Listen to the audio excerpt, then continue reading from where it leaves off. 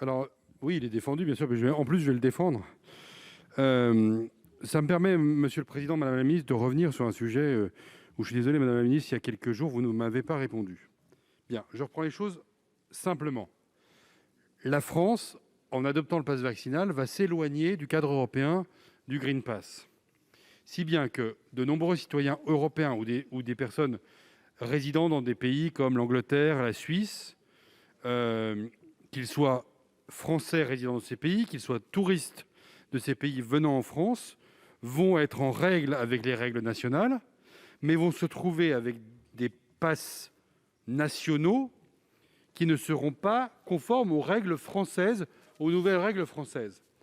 Et quand j'évoque le sujet, la réponse qui nous est faite, mais on nous dit, il n'y a pas de problème, tout est prévu, il n'y aura aucune difficulté. Mais dès qu'on rentre dans le détail, on se rend compte que l'un a eu une dose de rappel avec un vaccin qui n'est pas ARN messager, quand l'autre a eu le Covid dans son propre pays, mais le certificat de rétablissement n'est pas reconnu par la France, etc. Et je ne parle pas, dans l'affaire, ça avait été évoqué par notre collègue Jean-Yves Leconte, des cas de figure des vaccins non reconnus par l'OMS. Je parle bien de vaccins faits en Europe, de rétablissement en Europe, reconnus par des médecins européens ou par des pays qui sont dans l'environnement européen. Et donc, ma demande, Madame la Ministre, c'est bien de m'assurer auprès de vous, et c'est l'amendement de notre collègue Anne-Catherine Loisier, que nous aurons des tolérances ouvertes pour les Français établis à l'étranger venant en France et pour les touristes européens venant pour les vacances de février, les vacances de Pâques et les grandes vacances dans notre pays. Nous sommes la première destination touristique au monde, faut-il le rappeler. Merci. Avis de la commission sur ces deux amendements, monsieur le rapporteur. Il est défavorable, Monsieur le Président. Avis du Gouvernement sur les deux amendements. Défavorable. Merci. Monsieur Hervé. Je pourrais quasiment faire un rappel au règlement, Monsieur le Président. Je suis désolé. La question, je l'ai posée dans ces termes. Elle a été posée dans les mêmes termes par Cédric Vial en séance la semaine dernière. Non, Madame la Ministre, vous n'avez pas répondu à la question qui vous a été posée. Je suis désolé de le dire. Vous pouvez tout à fait regarder le compte-rendu. Il est publié au Journal officiel. C'est la grande chance des débats parlementaires. Ils sont publics et ils sont écrits. Verba volen, scripta manet. C'est le gros avantage du débat parlementaire.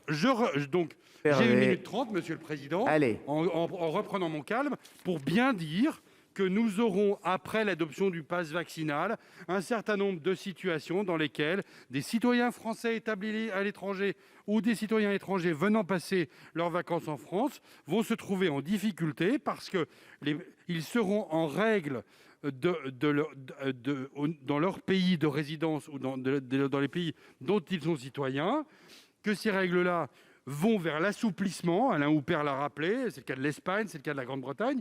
Donc d'ici fin juillet, vous allez avoir des modifications de règles dans d'autres États qui vont avoir des conséquences en France. Ces personnes, elles sont vaccinées pour la plupart d'entre elles. Je rappelle quand même que le gouvernement, vous avez fermé les portes aux Anglais qui étaient, pour l'essentiel d'entre eux, des gens vaccinés qui n'ont pas pu venir en France pendant toutes les vacances de Noël. Bref, avec toutes les conséquences économiques que ça a eu. Ce qu'on veut et ce qu'on vous demande, Madame la Ministre, c'est que ce qui s'est passé pour les vacances de Noël avec les Anglais ne se reproduise pas pour les vacances de février, pour les vacances de Pâques ou pour les grandes vacances.